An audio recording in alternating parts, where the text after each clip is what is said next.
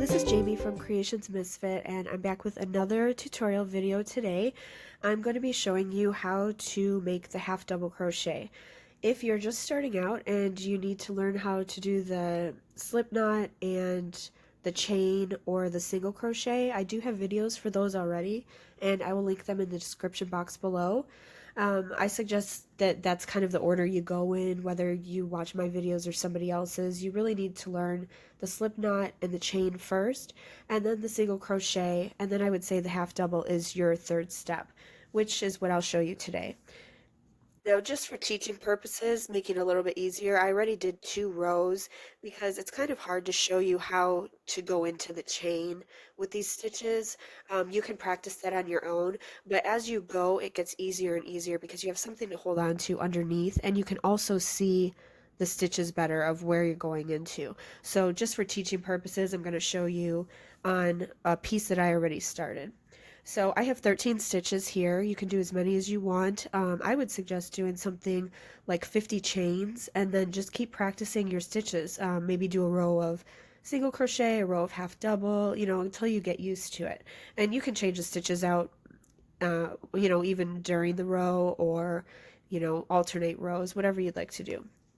So um, here we go. I already did 13 stitches. Now, if you remember at the end of the rows for the single crochet, you always have to chain one before you turn your work, or after you turn your work, you always want to chain one before you start a new row. Now with with half double crochet, you can either chain one or chain two at the end. It really doesn't matter. Each pattern is going to tell you to do something different. So it's really your choice. I'm going to chain two.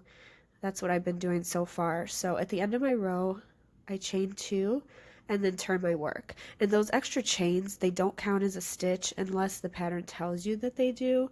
For me, it's not going to count as a stitch. It's just helping me raise the end here, because if you don't do those extra chains, your project will start to come in like this and it won't be straight on the edges. So you can choose chain one or chain two. I'm going to do chain two. And then those chains don't count. So your first stitch is right here.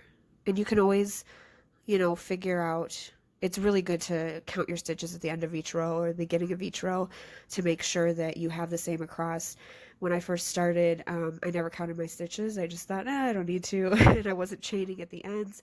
So I made this big old triangle blanket, and it wasn't pretty. So it's always good to count your stitches. So you can see your first stitch is right here. Now with half double crochet, there's 2 differences between that and a single crochet, and they're really easy. For single crochet, we would go directly into this first stitch underneath both loops. For half double, you're going to yarn over first. Okay, so instead of going directly in, you're going to first yarn over like we did for the chains, and then you're going to go into that first stitch like you would a single crochet. All right, so let's yarn over, and then we're going to go into that first stitch and yarn over and pull up a loop. So that's the first difference between half double and single. You're going to yarn over first. Now the second difference is that with the single crochet, you would have 2 loops on the hook, whereas with the half double, you have 3 loops on the hook. So all you're going to do is yarn over, and then you're just going to pull through all 3 instead of the 2 like the single crochet. And that's it. That's your half double. Let me grab some more yarn here, and we'll go over it several times. Okay, so here's my next stitch right here, and you can see in the top you're going to go under both loops of the V, but you can see the stitch right there. So let's yarn over first. I always put my thumb here because it just feels more secure. A lot of people don't do that. They just go like this. For me, that feels a little bit out of control. I mean, that's fine to do it either way, but for some reason along the way I picked up starting to do this, and it just makes me feel like I've got more control over my stitches. So either way, you can just yarn over and go through, or you can place your thumb there if it feels more secure and go through. Okay, so let's yarn over, and we're going to go into that stitch, go into the stitch underneath both loops, yarn over, and pull up a loop. We now have 3 loops on our hook. We're going to yarn over and pull through all 3. And there's our second half double. Okay, let's just do a few more here. Yarn over, go into the stitch,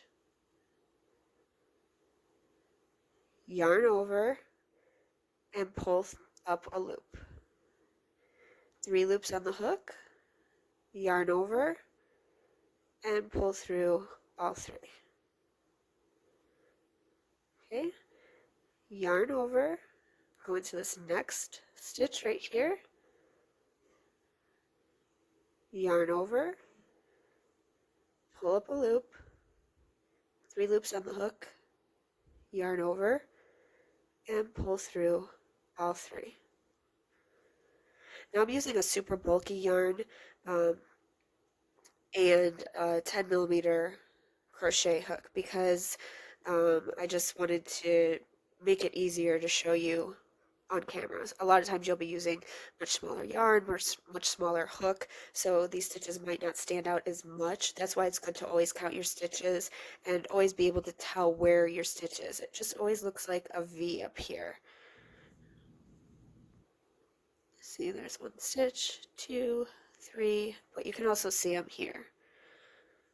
Alright, let's do a few more together. Yarn over, go into the next stitch, yarn over, pull up a loop, yarn over, and pull through all 3. And you can always see where your stitch is. I always used to have trouble with that. I would be like, this looks open, do I need to go in here? But no, you can see that your stitch is already in there. So you would go to the next. And when you have thinner yarn or you're using a smaller hook, so your stitches are tighter, it's kind of hard to see at first. Or when you get to the end, I didn't know, is this the last? Is this the last? I was always going into these end pieces and then I would have these jagged, crazy edges, but you'll get used to it as you go and it will just get easier and easier.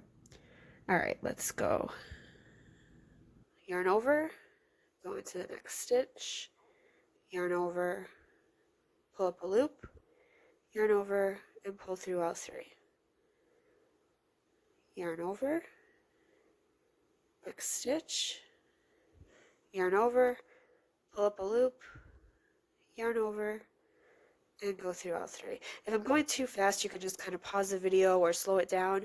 If I'm going too slow, you can speed it up or just work on your own as we go through.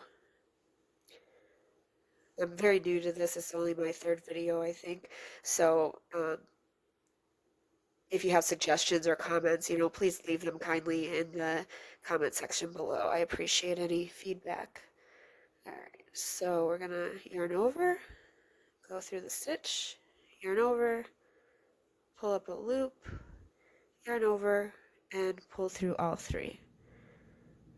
Yarn over, next stitch, yarn over, pull up a loop, yarn over, and pull through all 3.